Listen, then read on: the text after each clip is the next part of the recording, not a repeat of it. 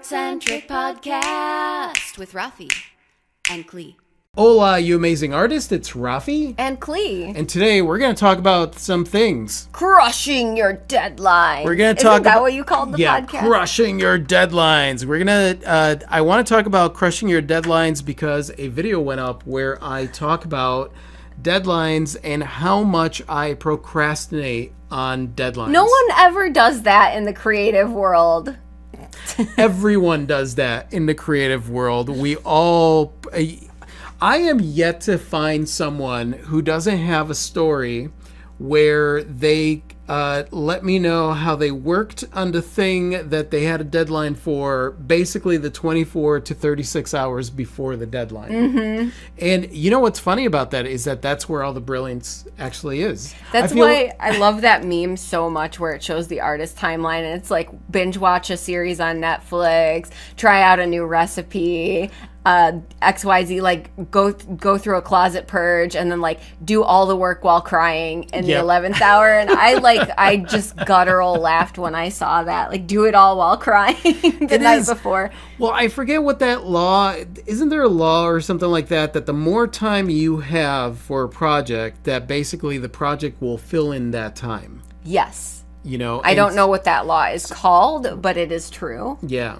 So, by the way, everybody listening to this at home, we have our amazing Rogue Artist family here with us. So if you hear them, if you hear us reading their comments, that's where they're coming from. So usually anything brilliant that comes out of our mouth is actually coming from the Rogues. Yeah. Yeah. Lee is like, what deadlines? Lol. Blind arting sounds amazing. Oh, okay. That was from our previous thing. Yeah. Lady K said, I didn't sleep. I was up once for 36 hours trying to finish something for a show. Mm-hmm. Yeah. And then you're like, you get to the show and you're like, I did these things. And isn't it funny that it's usually like when it's for like a market or something, it's like not the things that you almost died trying to make last minute, but the older things that get the attention. Every time. That's why, and I wanted to talk about this specifically because this isn't in the video. I wanted to talk about the fact that, when you have a deadline, right? Like, let's say that you have a deadline that is self-imposed, right? You have a show coming up and you want to have so many pieces for the show, right? Or you want to have several things for the show. And one thing to remember is that the stress doesn't come from having a deadline. The stress comes because you have now added more weight to reaching that deadline, right? You're taking it way too seriously. I gotta have this, I gotta have that. And in actuality, like a deadline is just kind of like a marker to see how close you could get. Mm-hmm. And that's the way that I've always viewed it, especially after years and years of giving myself deadlines for shows. And like Klee said, realizing that like everything that I killed myself to create the night before, like it doesn't, like it's almost like it becomes invisible. And everything else that I would have brought out anyway is the stuff that everybody notices and buys. Mm-hmm. It does have a tendency to be that way.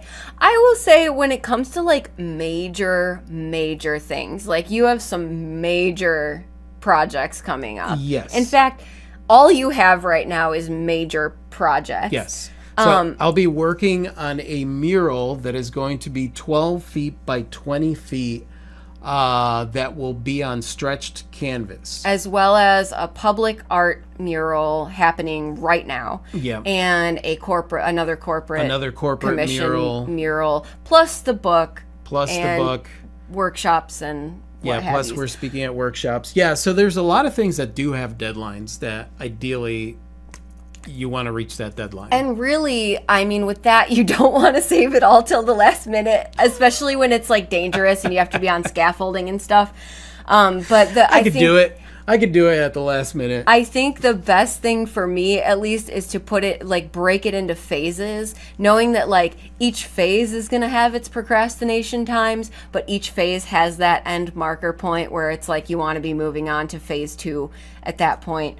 Especially where clients and contracts are involved and stuff like that. Or if it's just overwhelming as a whole, then like breaking it into those manageable phases where you can still procrastinate, but you've got like daily or weekly markers that you're aiming for. I mean, you really do want to plan for that. You know, for example, with the big mural, like even the design phase, like I gave myself several months to be able to work on the design, because I know, you know, that you're working on other stuff and life happens, right? Ideally, you get some kind of project and then your entire life becomes about that project, and then that's all you work on. And your grass mows itself, and people yeah. somehow groceries show up. Groceries show up, and like you do nothing other than work on that project, but that's not how it happens. And unfortunately, a lot of times when we're giving ourselves these self-imposed deadlines and coming up with these ideas, we don't take into account that like you gotta have downtime. You gotta schedule in downtime. So I've gotten a lot better at that. So like with the recent commissions and you know, the corporate murals and stuff like that, like I've given myself more than enough time. Basically, I've taken how much time I think it's gonna take me and then doubled it. And in some cases even tripled it. There is a fine balance, right? You absolutely don't want to give yourself not enough time, especially for a big project. And then you also don't want to give yourself indefinite amounts of time, because if there's no deadline, like it could just go on forever. I've had commissions go on like so much longer than they had to, just because it was kind of open-ended. Yeah, that's why I always give myself a deadline. Yeah. I have to give myself a mile marker that I'm like reaching for. And if I overpass it, if like it's not done by then, that's fine, but then I have to give myself another deadline. So I'm very easy on myself when it comes to things like that are able to move. I'm willing to talk to somebody who I'm doing a commission with and extend my own deadline. As anybody who ordered the book knows, because I've extended that deadline like, you know, 2 or 3 times. Yeah. But every single time I'm closer and closer to getting that book done. When we recently, some of you know, some of you don't know that are listening, we had recently, like over the summer, we had an oh crap sale, because we wanted to offer up our stuff at discounted rates to help us buffer through some hard times, and there was a tremendous amount of support for that oh crap sale, and we ended up with like the biggest amount of orders ever, like in our whole careers. At least for me it was. And my brain wanted to like freak out and go into paralysis. So basically I made myself like a spreadsheet. What I didn't do was I didn't do the math of like legitimately how long it would take me to do this amount of orders. But I made myself like a spreadsheet of like, this is what needs to get made. And I'm giving myself the month of June. And those of you who were in support of that sale, thank you, by the way, got emails. And there were emails that had the deadline. There were updated deadlines, because originally the deadlines that we set were a little ridiculous. Yeah. And then we ended up extending those. And that's basically, what I'm illustrating is like, it is a dynamic thing that can shift and change. But I think as long as you're making, and that was the thing for me, it was like, I am going to work on this daily, because there's no way I can do it in a day or a week or even a couple of weeks. But I'm also not going to let it take over. Like, I'm not going to not shower or not eat or not have downtime in order to make this happen, because I don't want to put that stressed out energy into what I'm doing either. And that's very important. I think that's key. That's the part that's key, is like figuring out a way to be able to do it where you're not stressing out, right? Now, there's a big difference, because Allie says, cram! Colleges say that you're not supposed to do that. Well, all my best learning happened when I was cramming. So, you know. There's actually like a formula for cramming now. It's like cram for X amount of hours and then make sure you sleep for X amount of hours, and it maximizes the effectiveness of cramming. Kelly says, I just tell people up front that I can't do specific deadlines due to the fact that I have a full-time job and no one has been deterred by that. Yeah, that's great. Yeah. If you can work on like open-ended timeline. Yeah, and that's the thing, Kelly, if you want to work on an open-ended, I need a deadline. Like, I like a deadline, I should say, more so than need a deadline. I like having an endpoint, because usually I've got so many things going on that I have to give myself an endpoint so that I already know what else I'm going to be working on, what the next phase is going to be. But if you can make steady progress without a deadline, then that's that like a is superpower awesome. too. Yes, exactly. All my Shan said all my art fair application stress is coming back like PTSD, but yes, eventually I gave in to just create and have fun. If I make it, great. If not, it's not the only event ever. Exactly. Because if not, you're stressing. The last thing you want to do is use anything as an excuse to stress out about the art that you create. Yeah. And I could tell you right now that we will try to turn anything into a reason to stress out. And that's one of the reasons a lot of people don't want to take on commissions, because then they're overthinking what the other person is going to think, and then they're stressed out about it, or they don't want to enter competitions or art festivals or anything like that, because then they're overthinking, well, what are they going to want? And then any kind of overthinking or any kind of expectation of validation. You know what I mean? Like, I'll be taken seriously if I take this many pieces. What are people going to think if I don't take out? You know what I mean? It's like we add way too much weight to it, and really it doesn't need to be that heavy. Sarah said, I have a pop-up gallery show middle of November. I'm going to begin a new in September. New art for it. Going to go with pieces I already have for my music event this Saturday. Awesome. I think that's a smart Perfect. plan. Anhan said, I learned the hard way to add 50% time for mistakes and learning how to do things, but all bets are off with too much extra time. It's true. Yeah. Next thing you know, you're like, I've invented a new thing that has nothing to do with what I was doing. That's pretty much what happens to me. When I give myself too much time, then I have all kinds of other projects that I work on. Mm-hmm. And it's hilarious how the brain is like, no, you've got enough time. You could do this thing that's completely unrelated to this other thing. Don't you want to start learning German? Yeah. Lady K says that's how I do things with clients for deadlines. I give them an estimate on how long it's going to take, but then if for some reason it takes longer, I talk with them about it. Yeah, exactly. And I've never, ever, and I've extended some deadlines like by months. Yeah. And I have never had anybody complain about it. Like, they don't, nobody wants something that's rushed. Would you like this by the date I first said, but with a bunch of stressed out energy in it? Yeah. Most people are going to be like, no. Pomodoro technique, said Lady K, for cramming. Cram 25 minutes, sleep for 5, cram for 25 minutes, sleep for 5. Yeah. Pomodoro. That is what it's called. Mitzi said, I like to have long time periods, but I do have to have an end or I will put it off. Yeah. Mm-hmm. Yeah, Shan agrees. No deadline equals never finish for me. Yeah, and that's where I'm at. Like, as long as I have, and that's the thing. I don't carve the deadline in stone. I never do that. Unless it's like, like there are some applications that have a deadline. With those, I give myself my own deadline, at least a couple weeks ahead of time or a week ahead of time. And that way I know for sure that I'll meet the deadline, because like it's supposed to be done a week earlier. And then at that point, that's where I cram. You just trick yourself knowing that you're so busy that you won't remember. It's like setting the alarm like 30 minutes earlier instead of like setting the alarm when you actually want to wake up. Yeah. Yeah. Lady K said, this month I've tried to finish the paintings that don't have deadlines. I've done that too.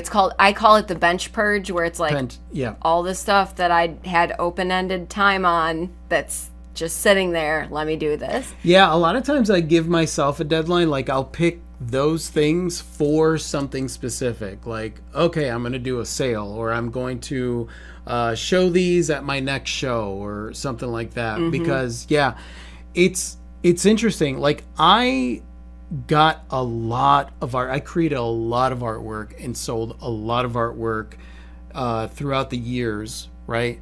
But that's because I always had a deadline. I always had a festival or show on the weekend, every weekend. Boom, boom, boom, boom, boom. So it was like, get into studio and create stuff, get into studio and create stuff, get into studio and create stuff. When that started going away and I didn't have my own deadlines, to be honest with you, I barely created anything. Or like I'd start projects and I wouldn't finish them. And so I think that's the reason. Like, I think I'm very used to having a deadline. So having a self-imposed deadline really helps me like focus. Kelly Like, it said- helps me focus. Kelly said I must be a weirdo.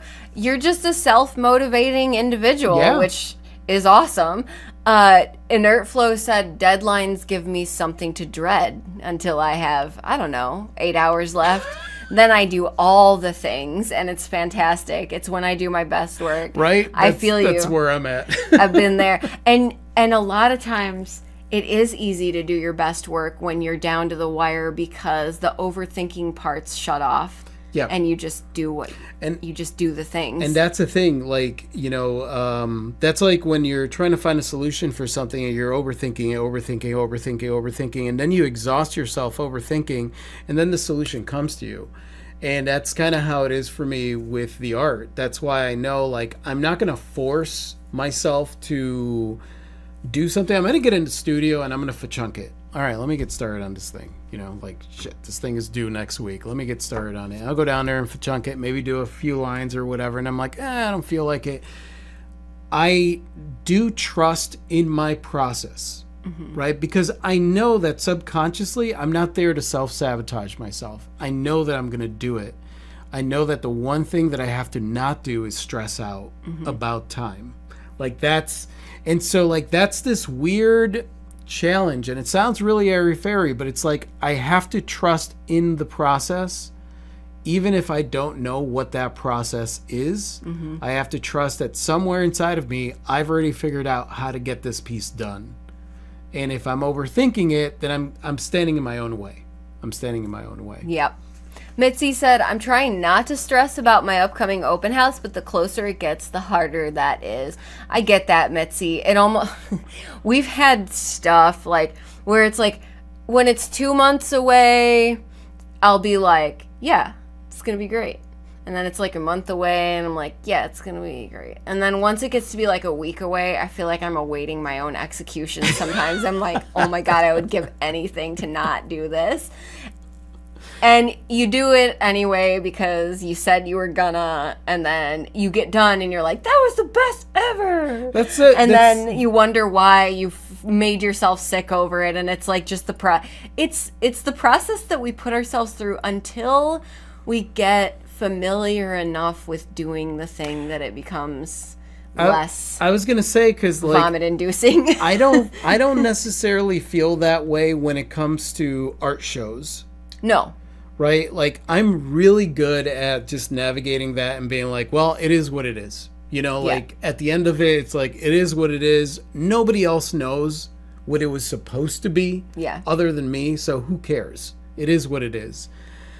When it comes to music, performing music, every time I just don't want it. I get to the, like, I'm like, yeah, it's going to be cool. That's going to be cool. And then the day of, You just don't want it. I'm like, we didn't practice music. We practiced it once. Like, I just don't want to. I don't want to do that. I don't want to do this. And I'll be sitting on stage, ready for the show to start.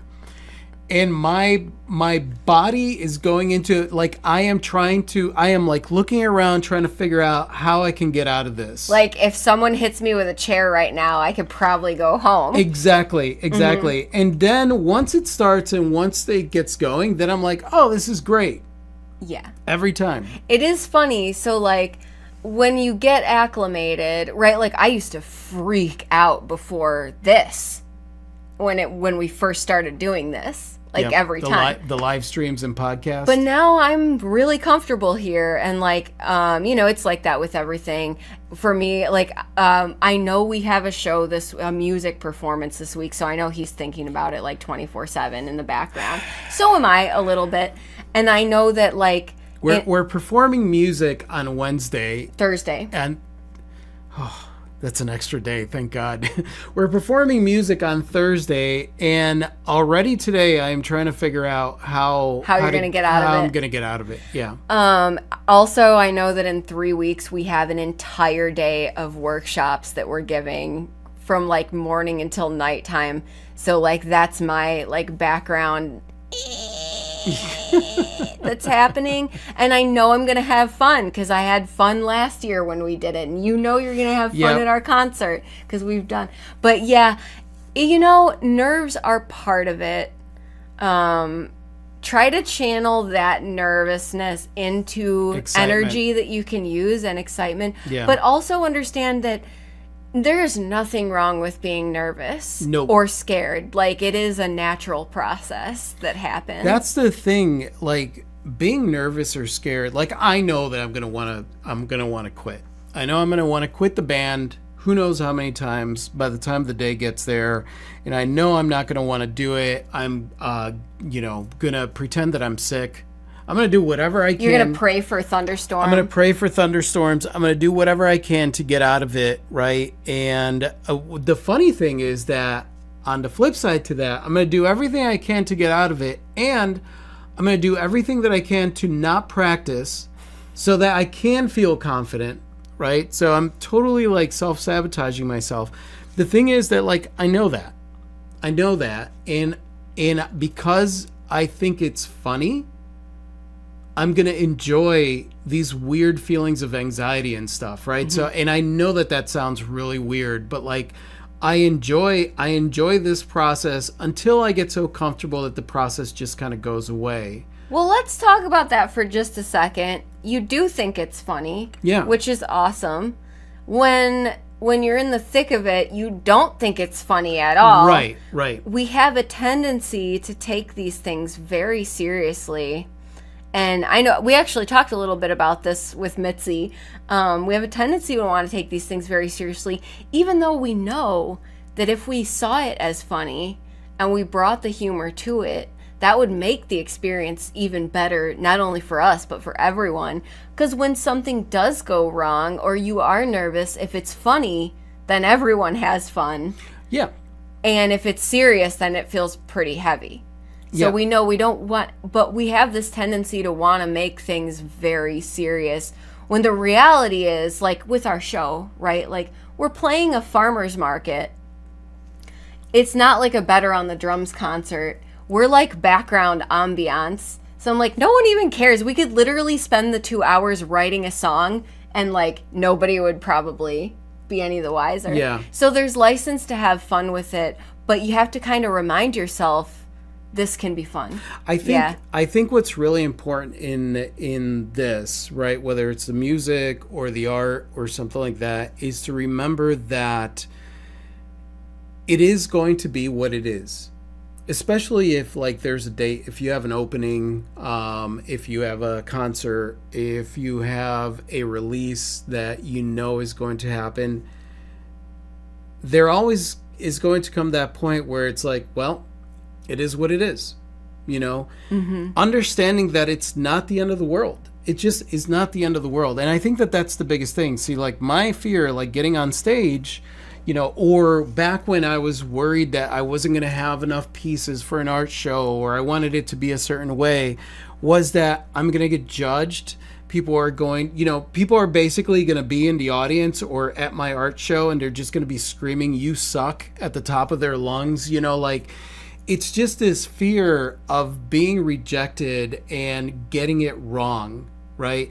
And the idea is that if I'm not ready or not confident that I'm going to get it wrong. And, one thing that I've gotten more used to when it comes to art or when it comes to the music is if I get it wrong, big deal. Like, it doesn't matter. It doesn't mean anything. Nobody's even going to know most of the time.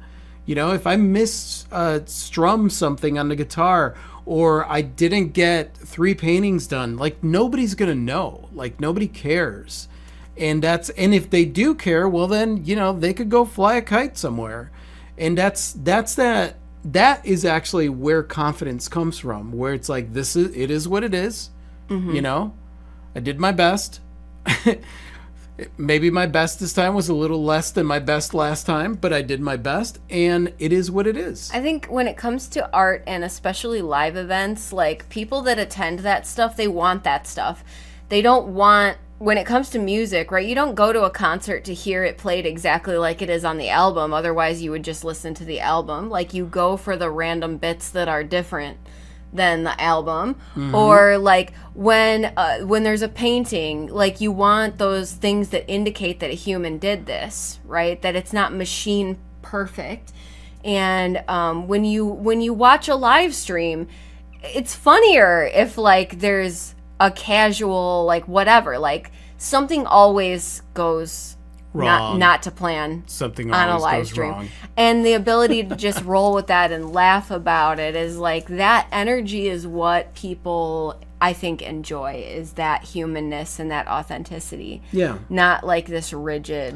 Yeah, and that's the thing. formulaic It's like thing. if you have this idea that the art show is going to be perfect if it looks like this, then you're setting yourself up for anxiety and stress. If my idea is that the performance that we do at the Curb Market is going to be perfect if it looks like this, and if I don't do it that way, then I'm going to get criticized or people aren't going to like me or whatever like that. Now I'm adding way too much stress to something that could be a lot of fun. And, you know, and there's a difference. Like, we've done shows where I've totally screwed up and we laugh at ourselves. And, you know, it's hilarious because I've done shows with Clee where she screwed up and she laughs at herself. And, you know, and she has years of experience being on stage, and yet she could laugh at herself. And that's really inspiring for me to see that, or to see another artist do a show and be like, yeah, this is half of what I was going to bring, and just laugh about it and be like, well, this is amazing, you know, like, and I think that that's the thing, is like we take it too seriously and think that we're going to fail. And honestly, if you're setting a deadline or you're setting a goal, it's just there, just get as close as you can. And then it is what it is. Get as close as you can, and it is what it is. It is what it is. I Yeah. think that's actually a good point to wrap on, since Yep. we are at time. We are at time. Thank you so much to the Rogues for being here. You guys are absolutely amazing, and hopefully you got something out of this. And for everybody at home, thank you guys for listening. If you like this and you want to subscribe for more, we try to do one of these once a week. Whatever platform you're on, go ahead and hit the follow, subscribe, blah, blah, blah button. And yeah, that way you could keep up with us as we're talking and bring the awesome Rogue family with us to these podcasts. And other than that, I would say that it's time to say goodbye. You want to say goodbye, Clee? Good day. Adios.